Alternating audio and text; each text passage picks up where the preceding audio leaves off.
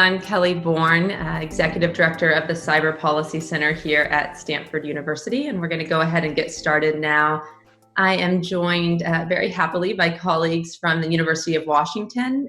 We have Jevin West with us, who's an Associate Professor in Information School at UW and a co-founder of both the UW Data Lab and the new Center for an Informed Public there.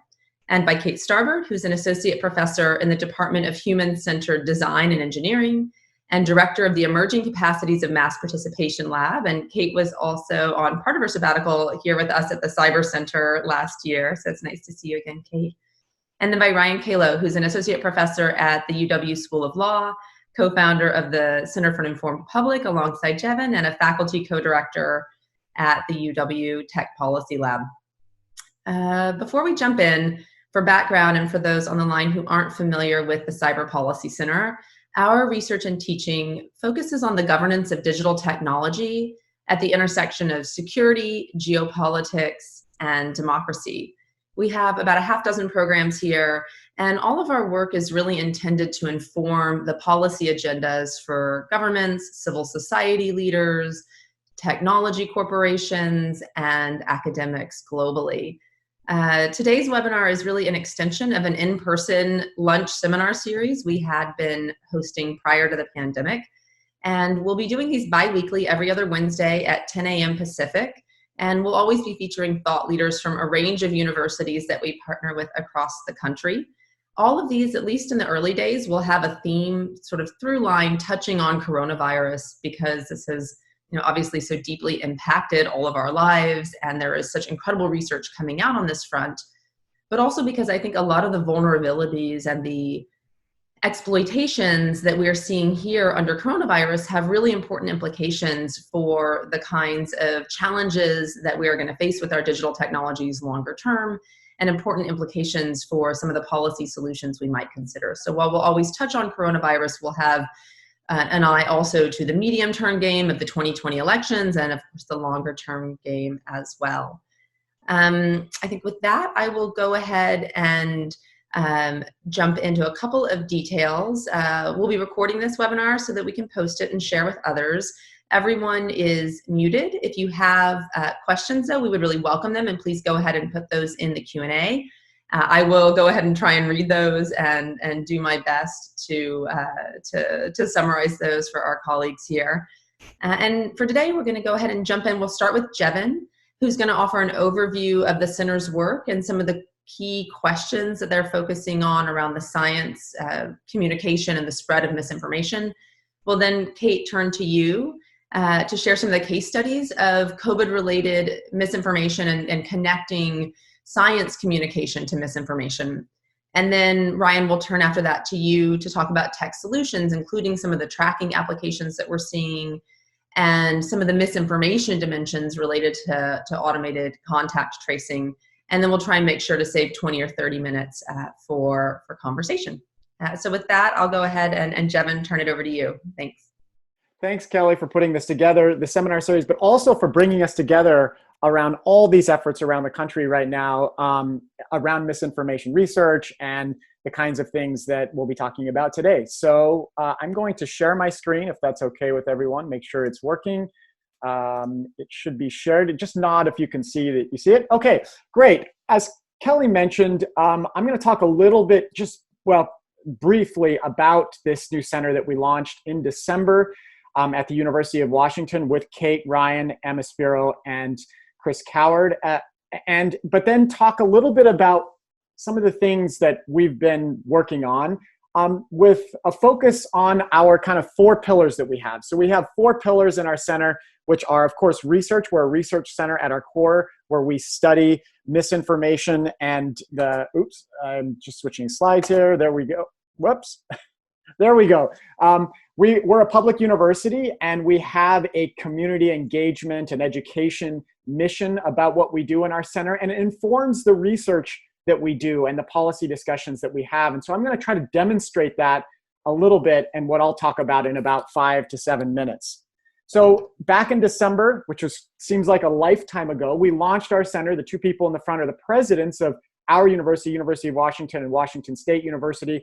This was going to be, the center was going to be part of a full Washington effort to study and try to combat misinformation in the state of Washington, but of course across the world. Then January came, January 23rd, we had our first town hall in the city of Seattle in this beautiful building, in person, where we were still shaking hands like they are here in this picture. It's just weird to think people shook hands like that before. But we had this event, January 23rd.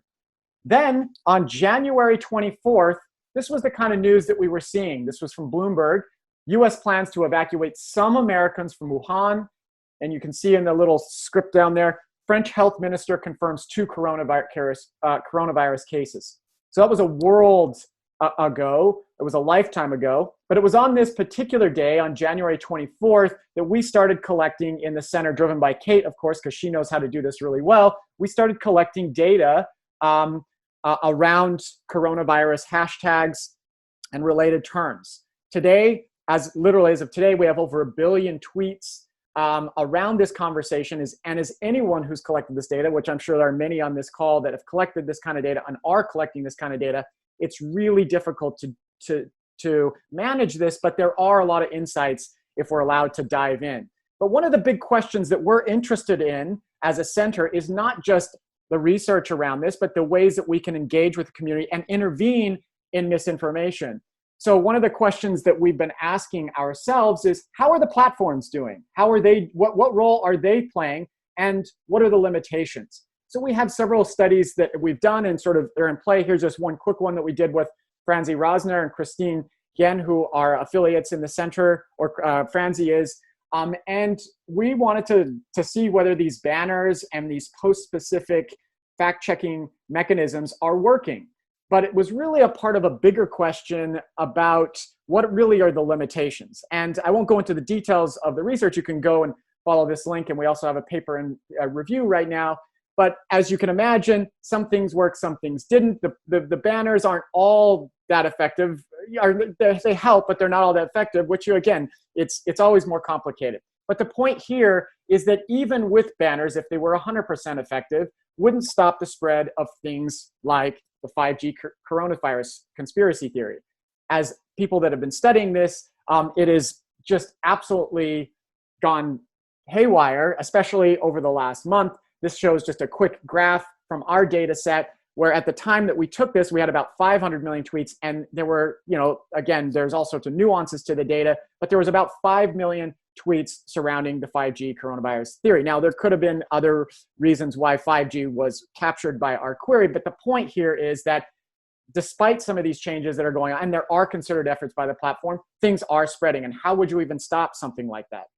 But even more complex and even more challenging are situations like the Bakersfield doctors press release. These are the doctors, most people on this call know about this incident or this particular press release. These Bakersfield doctors had a press release and explained that based on the kinds of positive tests they had for COVID and extrapolating to the state of California, there's the rates of death and mortality, et cetera, were much lower. And of course, there were problems with that. And it was taken down by YouTube. But that actually was kind of almost like the matchstick that started the fire. Well, people are still started figuring this out. But the point here is that we had experts. This wasn't going to be identified necessarily by a banner or by these other mechanisms that are being in place. So it gets complicated. But when it gets even more complicated, and this is an area that I spend most of my time thinking, is the role that science plays during crisis events, but more generally when it interweaves with the public. So what you're looking at here was one of the most highly spread preprint archive articles ever. You'll see here, this is the paper that claimed that there were some unique inserts in the genome for the COVID virus and HIV. Now, if you actually track this on things like Altmetric, it truly has one of the highest scores of all time. Altmetric tracks scientific articles in social media, news, etc. So it's one of the record ones, and it's spread, of course, on social media and everywhere else to get those kinds of numbers. But what happened to this article? Well, if you notice just in my last slide here, there's this little red box up there that says this article has been withdrawn. And it's one of the first times that I'm seeing the public engage with conversations about what preprint articles are. There are armchair data scientists doing sort of epidemiology now on the fly. So we're living in a world now that it's not just fact checking one kind of crazy conspiracy theory online. We're now having to deal with issues in science when it's being pushed into the fast lane in ways that it's not used to, and it is making mistakes, but it's not stopping these kinds of things from spreading. Here's the last thing. I'm going to turn it over to Kate to talk a little bit about how influencers are amplified in the current situation. But for this last thing, I mentioned how science, even when you get a preprint article, there's still misunderstanding about what those are and what they're not. But there's now even articles spreading that don't even have an article. So this one spread virally. It was actually in my own news station, my KUW news station, talking about this study out of Belgium that claimed that runners could be spreading the virus in their droplets. Well, if you look, not only is there no preprint, there was no paper. So we're now living in a time where science is pulled into this social media fast lane. And so we're dealing with these kinds of complexities right now. So we're tracking these kinds of things, trying to figure out how this plays in the spread of misinformation, disinformation. All right, I'm going to switch it over to Kate. So Kate, I'm going to switch over right now, and it's all yours. Oh, and Kate, you're still muted, but before you jump in, I will say, Jevin, thank you so much, and that was truly terrifying and depressing. And I totally failed to mention that Kate is also a co-founder of the Center for the Informed Public, and that, Kate, is the curse of knowing you the longest of everyone, that somehow I managed to forget the most about your role. So, Kate, go ahead, and you're unmuted now. Yeah, that's not a problem at all.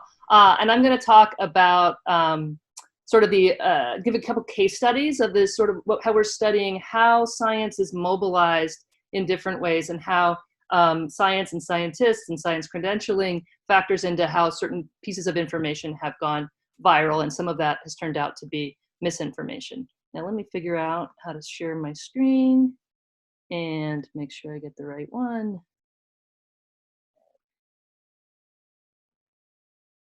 And then hopefully play these slides. Nope, I didn't want to play from the start. And show, I want to play the current slide. Well, it's too late. All right, we're going to skip ahead.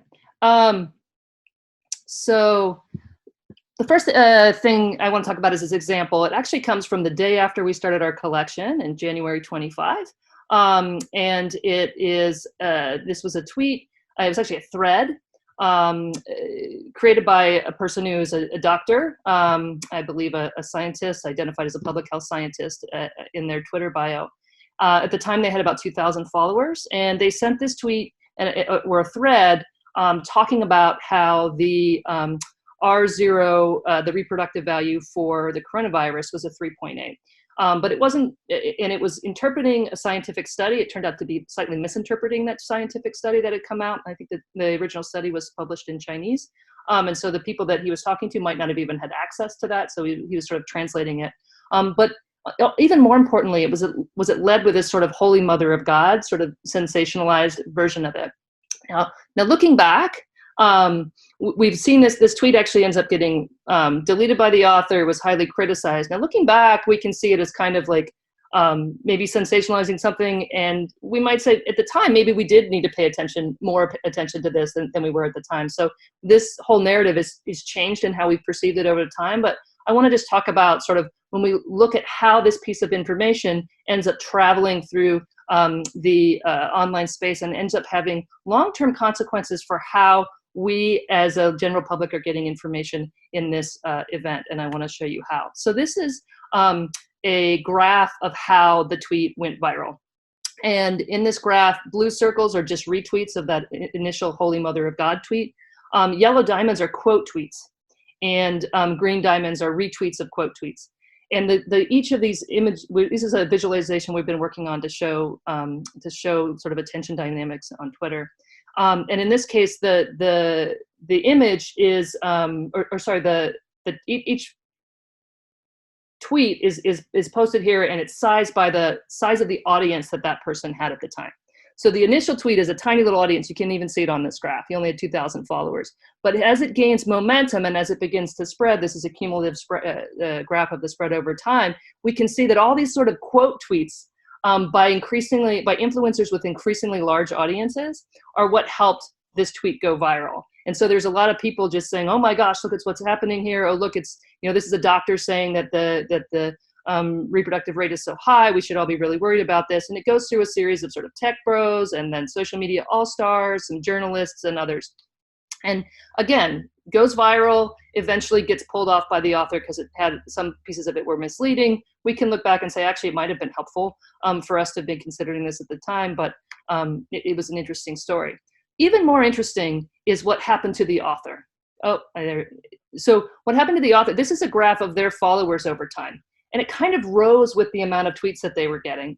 They started out with about 2,000 followers, a couple hours later, or a few hours later, they had 10,000 followers.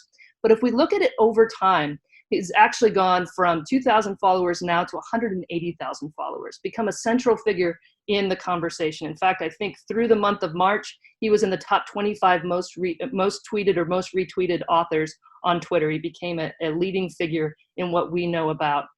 And he kept doing interpretations of the science. Many of them were true, some of them were untrue. We can also see this particular author changed their credentials and actually added things to maybe give them more status in this space at the time, talking about, added the fact that they were epidemiologists, started claiming, stressing sort of their affiliations. And so we can see how scientific credentialing leads for this author to become sort of a central part of this conversation. And should they be a central part of this conversation? I think it's good that we have different voices being heard, but it's really interesting to see how someone becomes such an outsized influencer through this process of sort of recommendations.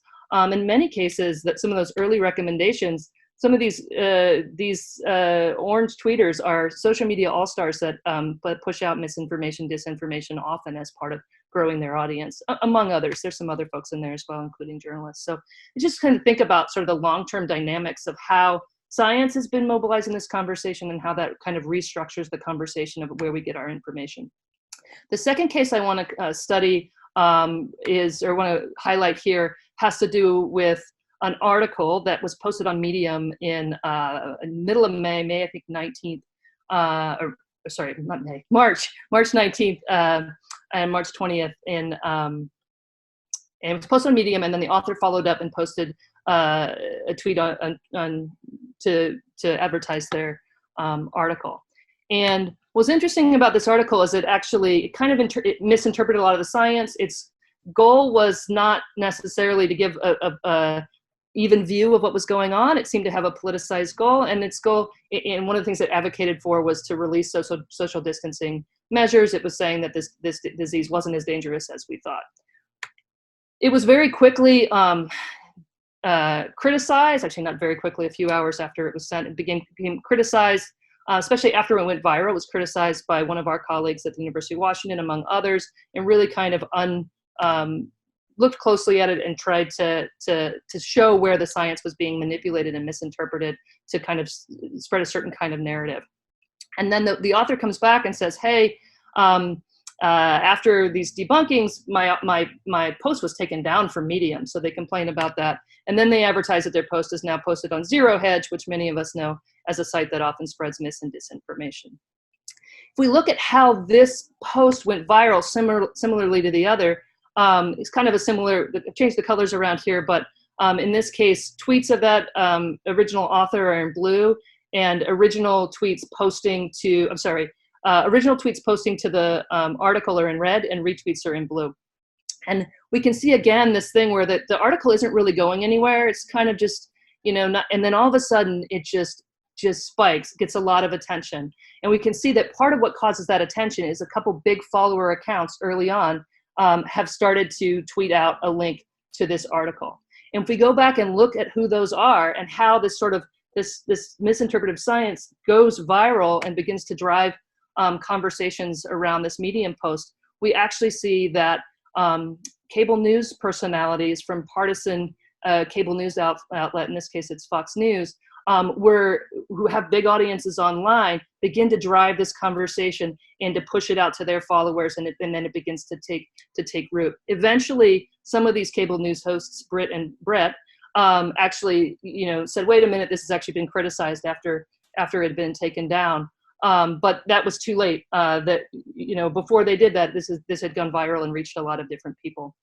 And we can kind of see, one of the things we've been talking about is this intersection. We often talk about social media misinformation, social media disinformation.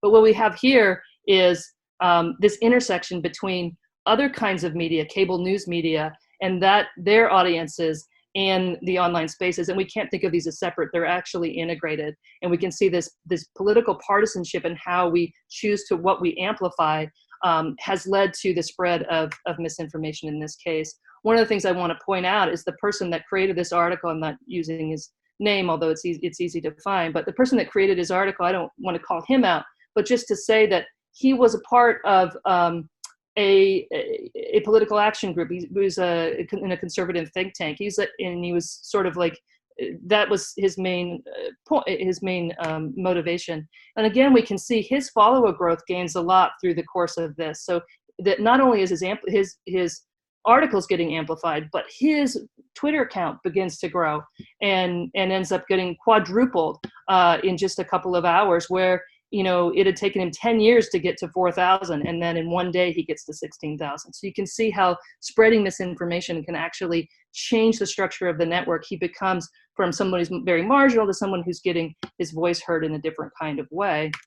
Interestingly enough, this is a tweet he sent later. It was a couple of days before the Stanford seroprevalence study went viral itself, and he was actually claiming to be working with the scientists there at Stanford who were putting out the seroprevalence work in the Santa Clara study, which has also been criticized for promoting its findings in a way that might not have been true to the science beneath them. So we can see this intersection between political operatives and science happening in ways that I think are important for how we understand this disease and how policy around this disease is being made. And it's complicated, and it's also a little bit concerning.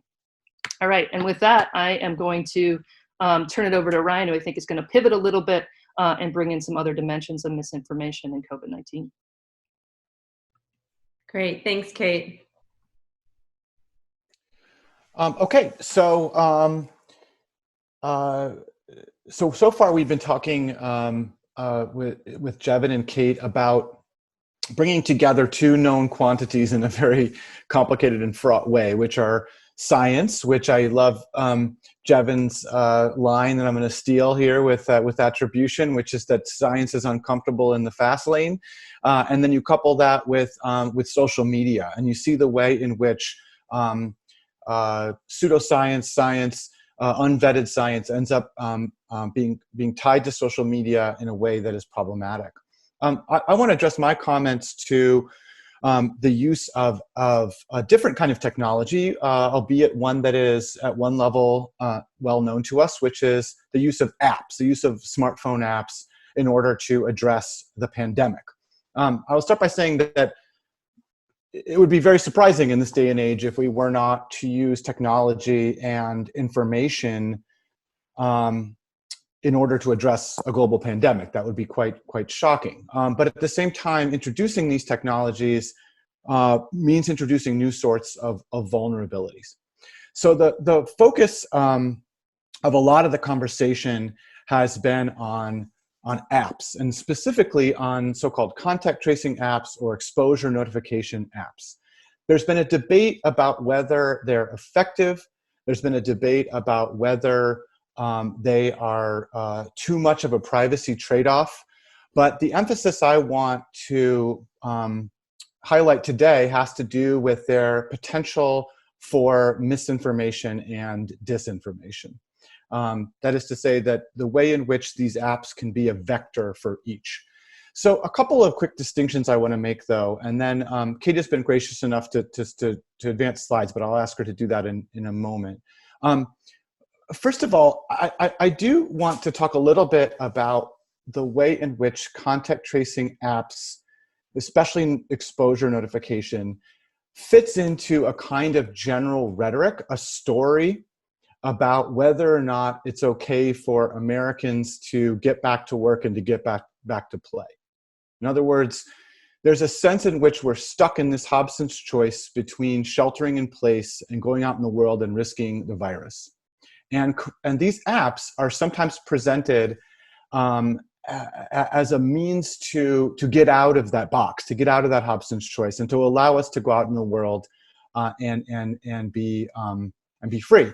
Now, the responsible parties behind these apps will tell you, no, we don't mean that at all. These need to be part of a strategy, and it's going to be very difficult, and it's going to be phased, and we have to have widespread rapid testing and a lot of other things. But I want you to just quickly take a look at one of the examples of one of these apps.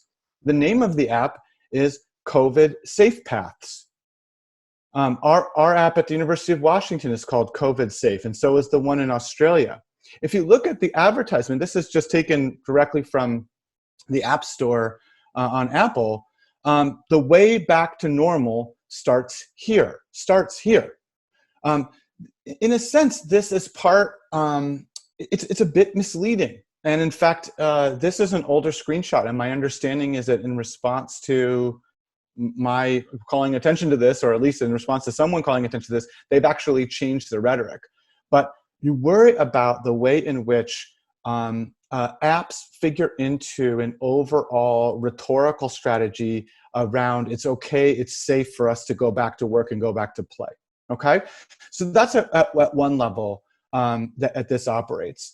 Now, and Kate, maybe I could ask you to advance to the next one here. Okay, so now that is a reality that we face. Another reality that we face by introducing apps that people are supposed to download. This is the protocol of the exposure notification API created by Apple and Google. But part of this is that there will be hopefully a lot of really responsible people. Google has said that to use their exposure notification system, you have to be a public health authority.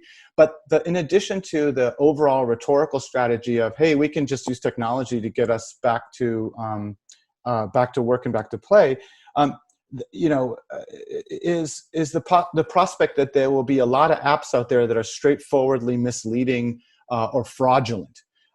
It's also potentially a vector for identity theft. And so when you have conditions like these where there's this panic and there's a pandemic and things are moving really fast, this is an opportunity for the people who are ordinarily purveyors of fraudulent products and fraudulent services, who want to mislead, who want to steal your identity, to do so. And as a matter of fact, a number of us have been dealing with identity fraud that was triggered by the huge number of unemployment claims that were going through the automated system. This became a vector. This, coupled with a previous problem of cybersecurity with Experian and others, has created this perfect storm where identity thieves are having a field day, right? So that's another thing. So there's a rhetorical level. There's the fact that it becomes an opportunity for people who are malicious and fraudsters and so on. But I do want to highlight something I think that is a little bit new to this space and new and original, which is that these exposure notification apps have the opportunity of, in and of themselves, to become a rather interesting and novel form of disinformation. So what you can see from the protocol here is that Apple and Google have been thoughtful to a degree about privacy, and also they have resisted themselves designing the app and instead created a framework that others they'll design on top of. And specifically, those others will be public health authorities. So among the things that have been kicked down the road, among the decisions and the architectures that have been that Google and Apple are not immediately addressing, is the idea of confirming the fact that someone actually does have COVID-19 when they report it positively. So if you see this protocol in the top right corner, you see Bob is positively diagnosed for COVID-19 and enters a test result in an app from a public health authority. In an ideal world, you would have a way to validate that a person is actually uploading real positive status. If you don't have that, then this becomes a very interesting and serious vector for misinformation and disinformation. So for example, imagine that people are using apps in a widespread way, which is necessary for these things to work, And we can get into the nuts and bolts of automated contact tracing in a bit. But imagine everyone's using this app, and this app is supposed to say whether they've been exposed. And then an unscrupulous business decides, you know what, I'm really worried about my own business. I'm going to go and report that I have COVID-19. And I'm gonna go to my competitors so that each one of them shows up with a bunch of exposure notifications, and that becomes a place of concern. Or imagine you're trying to depress participation in, and maybe Kate, you could go to the next slide if you don't mind. Imagine that you're trying to depress participation in some parts of a county and not others, political participation, so that on voting day, there will be an alarmingly high incident of COVID-19 in particular places that you don't want people to vote. Even up to the possibility of just absolutely flooding an entire area with positive COVID-19, and thereby doing an essentially denial of service attack on the app, making it not non-functional because everybody is concerned that they have this. Okay, now people will tell you, maybe people on this call will tell you, well, this is a solvable problem. All you have to do is you have to create a mechanism whereby you can have a code and it validates that you actually have coronavirus, and therefore this kind of thing will be impossible. Well, what I'm here to tell you is that time and again, the people who are malicious actors, people who are trying to do the United States and others harm, they are very, very technically savvy, and they are very, very good at doing end runs around these measures. So my point is not that this is inevitable, but only that we don't know, and that there is an enormously high possibility that if there is a plausible way for this to be attacked, it will be attacked. And that if we're running these contact tracing apps in a widespread way, for example, in November during the election, we should expect that there will be attempts to use this as a vector of misinformation and disinformation. So I'll pause there and just say thanks again for organizing this, and look forward to your questions. Great, thank you all so much. That was just a fascinating sort of range of challenges that we're observing right now. I have a couple of questions I'd love to run by you, and then also we have quite a number of folks on the line, and so please feel free to enter questions into the Q&A, and I'll get to those as well. Maybe Ryan, I might start with you, just because you just wrapped up there, and we did a webinar last week with members of Congress talking about tracing technologies and what are some of the concerns there from a privacy and a human rights perspective, and you touched on a couple of those. I think one of my favorite quotes coming out of that was, that a crisis is a terrible time to roll out an experimental new technology at scale, and that sort of resonated with me as well. But I'd be curious to think, we always try and touch on policy questions as being a policy center, but what do you think? It sounds like you're quite skeptical of many of the proposed solutions to address vulnerabilities in these technologies. So what do you have a perspective on what the right thing to do here would be? And where do you think are the most promising lines, I guess in a second question, of research coming up that would need to go into deploying this in any kind of safer way? Yeah, and so my answer here is going to be a bit generic. So first of all, there have been a number of apps that have been deployed already that have not been adequately vetted for privacy or security nor efficacy, right? And so the hope is that once the Google and Apple API is available and responsible public health authorities start to build apps on top of it, right? That they will do what you expect, which is to threat model, to try to protect against disinformation as an attack vector and the like. I've seen proposals that condition receipt of federal funding on the adequacy of security. I don't love that because I don't think we should be incentivizing these things for other reasons. But the idea would be that if you're going to build something like this, be mindful and pay attention of it. The other thing I think is absolutely critically important is that as you deploy these apps, the security research community should feel really comfortable kicking the tires on these things and vetting them for vulnerabilities. And one of the major problems we have in the United States, in my opinion, is that the Computer Fraud and Abuse Act does not have an exception for security research.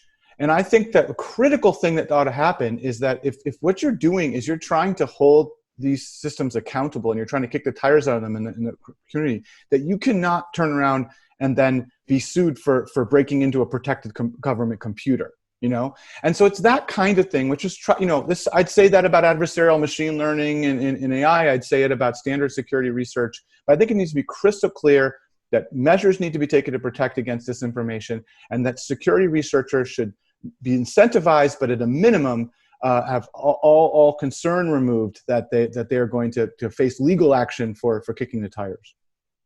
Well, this is the great thing about you having both your law school and other hats on, is you can sort of speak to both sides of the challenges.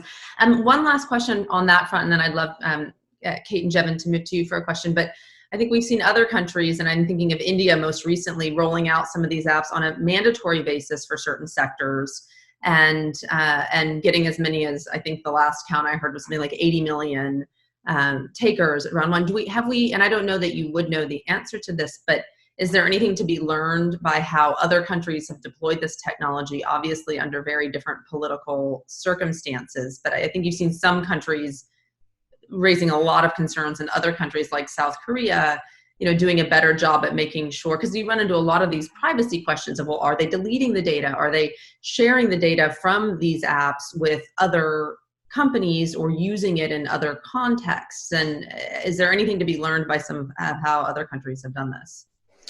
Well, I mean, so this is broadening the scope considerably, but what I would say is that I think that the most obvious lessons that I've seen from what our other countries are doing is that automated contact tracing or exposure notification is just not going to work in isolation. It just isn't, that it's got to be that the conditions that make it possible are relatively low incidence of virus in the population, rapid, widespread testing, huge teams of manual contact tracers that can actually go and talk to people and hear their history and give them advice and maybe sometimes enforce quarantine. That these more standard, well understood strategies need to be in place. And then at the margins, it looks like exposure notification could help direct testing resources to people that need them. In other words, I don't see it as being reliable enough to cause you to shelter in place every time you get a notification, right? Because for lots of reasons we could get into, it just doesn't seem to be reliable enough. But I could imagine that an automated contact tracing system, if you get a ping and there's free testing and it's really fast and widely available, that might be a good idea for you to go and get tested. So there might be a marginal increase in it, but it's not capable on its own of adding a tremendous amount of value. And therefore, I think that we're talking about it disproportionately. And I don't think that's healthy. Yeah, that's a really great point. Is it really worth the trip, given the number of risks that it introduces and how little of the problem it actually promises to solve? Thank you. That's well said. Framing it. So Kate and Jevin, fascinating to see this sort of use of science credentials as a sort of accelerant for spreading disinformation. And Kate, if I understood your sort of last comments correctly, the sense that you even have, bad actors or those known for promulgating disinformation, hooking onto people who have these credentials and then using that as sort of a way of ensuring that that sort of vector of disinformation spreads further.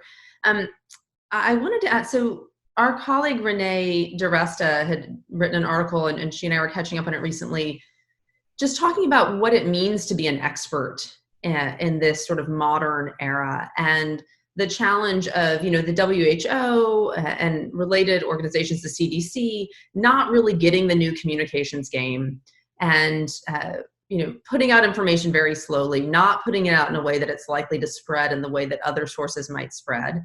And therefore, you having these sort of data voids of the kind that we've talked about after natural disasters or things like that, where credible institutions are coming in more cautiously and slowly and not using many of the modern tools that we're accustomed to. And so into those data voids, you have all kinds of other sort of armchair scientists sort of filling that gap who do understand modern communications technology better and are taking advantage of those. And then you have the sort of converse challenge of, many of the social media platforms coming in and elevating WHO and CDC information. And sometimes you do have scientific experts who aren't affiliated with those organizations actually having, getting out ahead of the WHO and the CDC and being willing to say, no, you really got to get on masks right now.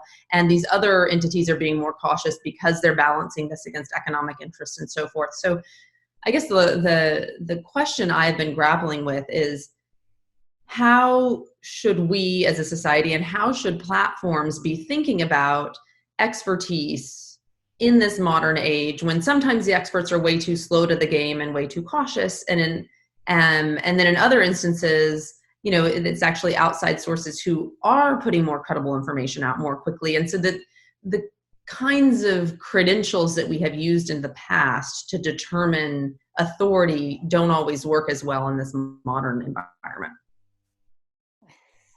It's such a huge question. I mean, you're welcome for that question, Kate. Yeah, no, it's about the complexity of the space, motivations of different actors. Some folks are really just trying to help in the conversation. A lot of what we're seeing is altruistic. There's certainly people that are trying to exploit it for reputational gain, for financial gain, for political gain. But there's a lot of people who are in this space who really want to get it right. They care about the problems. We have this social media. The great promise of social media is that it actually can surface all of these different voices. I wrote a dissertation where I talked about the collective intelligence of the crowd, and that requires that these other voices can be heard. We see this example with masks, where the CDC and WHO, which were labeled authoritative sources, were saying don't wear masks, and all of a sudden switched. And many of us prior to the switch were like, wait a minute, we should probably be wearing masks, right? So there, we've got all these things happening at once. It's hard because I think what the platform, the healthiest thing would be that the platforms were allowing things to surface, and for new experts to be coming to the surface, right? And in some ways that's through recommendations and influence. The problem is currently we have an information space that's largely shaped by influence. And some of that is influence who are like legitimate gatekeepers. And some of that is influence who are folks that have created networks by leveraging the vulnerabilities of these platforms to create huge audiences, whether that's for political messaging or whether that's for trolling or whatever it is that they're doing. And so the networks are actually shaped to having these influencers, and not all those influencers are the same. And a lot of them have different kinds of motivations. And so how do the platform both allow for the bubbling up and kind of counter some of their own dynamics, which are allowing these sort of, we call them kingmaker accounts, these kingmakers that have built up this ability to cast, we're just calling spotlighters too, to cast the spotlight onto particular accounts and actually bring other people into the center of the conversation. And they may not have the same intention, they may not have the same intentions of like just trying to get it right. A lot of them have gained that influence in ways by taking advantage of the system. So it's a hard question. And it speaks to the challenges of the platforms in terms of making choices about the content that they may want to privilege or dampen or not allow on their platforms for whatever reason. Jevin, thoughts on this? Yeah, I mean, one of the things I would say is to put yourself in the position of, let's say, a regular system or citizen that doesn't live in these seminar worlds that we do and doesn't live on campuses and looks at what's being said on Twitter, what's being said generally online, and you see that something says science paper and it looks legitimate. It was shared on the news station they watch. It was shared on their friends posting on Facebook or whatever. And how are you as a regular citizen supposed to be that gatekeeper to determine whether that's science or not? When we live in the science world, and that's difficult already. And there's been this blurring boundary between what science used to do its work. It sort of was, I've always been involved in the public a little bit more, but science is being yanked into the social media world. One of the things I've wanted to sort of look at is how many scientists just during this particular crisis have gone online for the first time and engaged in conversation. I know many of them personally who have never been engaged on Twitter. And Twitter has been doing has been investing in some efforts at verifying actual epidemiologists and actual scientists that have expertise. And I think those are good efforts. And I don't want to give them a free pass at all. There's things they can clearly be doing better, but it's a hard problem altogether. Partly because most of the public doesn't have a good understanding how science works and how do experts even go about their work in a world of uncertainty, especially around this issue of preprint. So I've been following this science communication for multiple decades now, and the one thing that's changed in this, and what will likely change science maybe forever, that we see at least in its current digital form, is the role that preprints are playing in conversations, and how preprints get yanked into the national spotlight on our national media, broadcasting stations, but then also in social media. And so the example I gave was one in which it spread so far, there's no way that even if there was the retraction, to go back to all the people that had seen that. So one of the things that Kate, Ryan, and I have been talking a lot about is trying to develop more of a retraction system that sort of mirrors a little bit what goes on in science, just because if there's one thing we could do is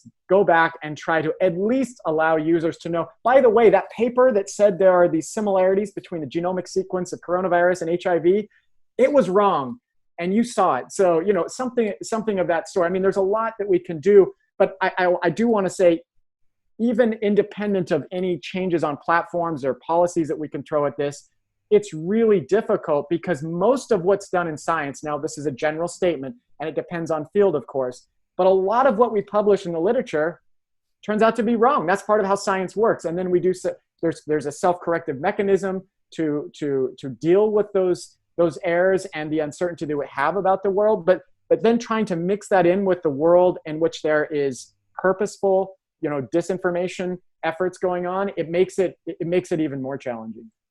Yeah, and this is something I struggled with a lot in my old world when we were funding a lot of research, and actually Right. look at ways that we could accelerate the dissemination of research to make sure that the findings weren't obsolete by the time they came out, especially in the world of digital technology where algorithms are changing so fast. By the time you publish, Facebook might have a totally different system in play.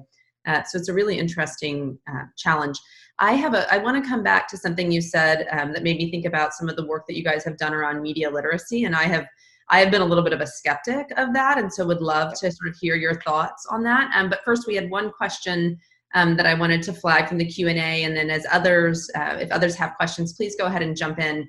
But this was around research, or whether research has been done on the disinformation and the spread and impact of Trump's TV app. I know nothing about research around that front, but I'm not sure if you guys do. I don't.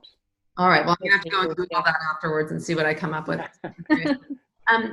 So, Jevin, you had spoken to, the role of citizens here, and this question of, all of us are seeing disinformation from, and I've had many friends who have shared with me things where I'm like, oh my God, I can't believe you are sharing this. Like, people who I have thought would be much more credible disseminators of information. And when I first entered this space back in 2014 or 15, sort of had this premise that there were, and at that time in government, in the nonprofit sector, and philanthropy and academia, there were really three main areas where people were investing. It was what I called sort of upstream, trying to improve the field of journalism, or the information quality. So improving journalistic revenue models, audience engagement, the quality of content. And then I would say sort of midstream on the distribution channels. So how do we change what the online platforms are doing? And then there was, I would say, the sort of plurality of work then was sort of downstream on audience-facing efforts, things like fact-checking, news literacy, and I think I've always been skeptical that, we can only get about half of Americans to vote in a presidential election. Are we really going to get people to take the time to figure out who was behind, the article that was behind the news source, and this, all of the things that we know from a behavioral science perspective about motivated reasoning and confirmation bias, and how hard it is to get people to sort of change their minds once they've made them up. And And I have thought, okay, and then this sort of preaching to the choir problem where I think all of us would probably sit down and be like, yeah, it really makes sense to do, all of the things that one would imagine a solid sort of media literacy class would suggest. But it's really the problem, the problem people are less likely to engage in a voluntary sort of media literacy class is my sense. So would love to just hear how you think about that as a vector for intervention, and which audiences you think might be more or less likely. Yeah, I mean, I'm actually a huge advocate of it. I invest a lot of my personal time just because I think there's only so much we can do on the technical side and on the legal side. Ultimately, we just need to make smarter information consumers. But the problem is we're behind. We're just beginning to think about the standards and the ways in which we teach media literacy. There's a lot of talk in the last 10 years, but think about it over, let's say, 2 centuries, how long it's taken us to establish the kinds of standards about what skills in mathematics we should learn, or in English literature, or are these other subjects that have had a long time to figure out how to both evaluate and what should be in that kind of curriculum. Media literacy, holy cow, it's brand new still. And there are going to be people out there right now we're never going to convince, and we'll never make progress on. And so I'm not saying we don't keep trying, we should try. And it's a hard scalability, or the scaling problem with media literacy is a huge problem too, because to be effective, you really need to be in person, not online, sitting in someone's living room really, or in a classroom where you can really go at critical thinking. Because critical thinking is not a multiple choice question that I see a lot of the media literacy, and we participate in those too.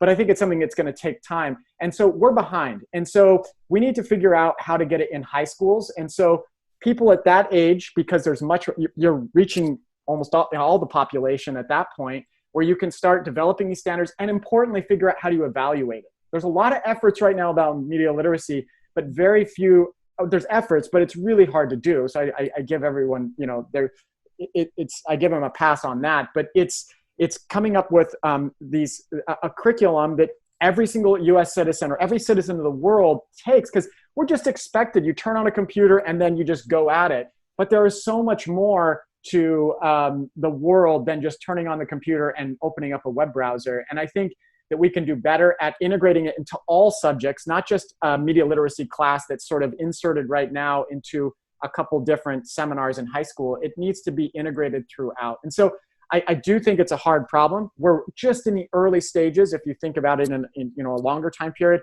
and we need to figure out how to evaluate so then we can answer your question. And if you could still, Kelly, be skeptical of it and say, well, you see, your measures you haven't shown us that you've done a good job. So I just think we're just still in those early stages, but we should be investing in it. Thank you. You reminded me of my other 2 concerns, which were the scale and the time lag. But I completely agree that we got to figure this out just overall. Can I jump in on there? There's something that I think we've been recommending to people, and we've been getting it wrong for a while. And I think there's a real opportunity here that we can recognize around COVID-19 is we actually have something like the pandemic video a few weeks ago. We actually have a large number of people who could see that there's something wrong with that, and they didn't know what to do about it. And for years, we've been telling people about the backfire effect and corrections don't work, and that the norms have been that we don't engage. And there's a real opportunity because we're actually finding out that the backfire effect is contextual. It doesn't really play out. There are times when corrections work. Corrections can work. Letitia Bodie's work has showed that corrections can work. And so how do we actually change the norms around, first, people understanding their own responsibility and power within these networks? The activists spreading this stuff, they have power. Well, the rest of us can have power too. And how do we take sort of a responsibility and say, you know what, not only am I going to, get it right and learn media literacy and figure this out, but how do I actually intervene in these systems, not just around where you find the information, but the way this spreads isn't all intellectual. It's social, it's emotional, and all these other things. And to intervene in that, it requires us as people to actually have those conversations. So how do we teach people how to do empathetic corrections, how to understand why people might be engaging in ways that are maybe harmful to the information space and themselves and society, and how to maybe intervene? And I think there's a way to maybe spread different norms around that. And I think COVID brings it to the surface because it's not just political. It actually, it doesn't have these sort of abstract consequences of who's in power, whatever. It actually, affects people's lives and health. And I think there is a moment here where we can maybe help. And we have to do the research on what to do, but help give people an idea of how they can be more, productive and agents of change themselves in these systems, and not just let the motivated activists spreading this content win the day. Thank you, Kate. You've given me hope around an area I have been so thank you, Jevin, for that also. Okay, so we have basically 2 minutes left. I am going to try and cram one last question in because I think it's quite an interesting one, and then we'll move to sort of next steps. But this question of, have any other countries been particularly successful on the front of sort of fighting disinformation? And I think it's a really interesting question because my hypothesis has been that the geopolitical context matters so much. And if you take, Germany with, 50 times the per capita public broadcasting budget of the US and a state mandated history of news literacy after World War II and a much lower social media penetration, the kinds of interventions that are going to work there versus in the US with a 2-party highly polarized system versus Mexico with 6 parties, that what's going to work varies a lot by country. Or you look at, for example, media literacy efforts. And in the Ukraine or state, Estonia, like states that have a history of Russian interference on that front, they are much more receptive to news literacy than we are, and where the source of disinformation is a foreign threat rather than domestic political adversaries. And so, any thoughts from your guys' side of what you've seen in other contexts working or not? I mean, I'll just quickly say, you mentioned Estonia. They're a great example. They're a smaller country and they've been able to manage it, but the United States is just simply behind. Just to give the quick answer, because we don't have a long time to go into detail about it, but we're just behind in recognizing the sort of impact that disinformation can have and how disruptive it is. So I think it is something, it would be useful for us to look at some of these countries that have been working at this far before the almost digital revolution. They sort of have it baked into their culture and their education mechanisms and processes. So I think I think it's great to just be doing that sort of thing. Yeah, thank you. Yes, Ryan. Just be hard pressed not to say that the difference in the free speech traditions is so marked, and that one of the things we're thinking about at the center is, to what extent can we characterize some of these disinformation campaigns, which are sustained and organized and have a material impact and have a goal, as being more conduct than they are speech. But absent really getting around some of the speech protections, that makes it very hard in the United States. And I'll just mention one other thing, just to show you how ahead Estonia is. So their president actually follows our Calling Bull Twitter site where we talk about misinformation. So that goes how their president's totally engaged in misinformation, disinformation. But of course, it's yeah, never mind. I'll stop there. That's where Tomas Elvis was actually at our center, and I think Kate's sitting not too far away from you when you were there. So I know. I've known him online for a while, and now in person. I've even got Look at that. See, this is why it's so good. Former president, though. In this case. Cyber Center was not too far away from yours, but everybody was busy running around. Well, thank you guys. This has been, truly extremely informative and just great. And I've been getting texts from colleagues and others saying what a great conversation this has been. So thank you so much for this. I'll just turn quickly to comments about our next conversation. And I think sometimes we have a slide to throw up there about what's coming up next. And so we will, on June 3rd, have Ramsey Woodcock at the University of Kentucky and Krista Wilson at the Northeastern University. And this is a slightly different conversation than the one around disinformation and sort of tracking devices that we had today, in which we've spoken a bit about on other webinars. This one is really around the accelerated shift to online buying under COVID-19 and how many of us are now reliant on some of these platforms like Amazon and some of the risks that are associated with underlying dynamic pricing models and some of the exploitation that one can see with those online buying services. And so if you're interested in joining that, you can, I think, get on our newsletter, and we'll send out sort of regular updates about who's coming up next on our webinars. But for now, thank you guys so much. It was really lovely to see you all, and stay well out there.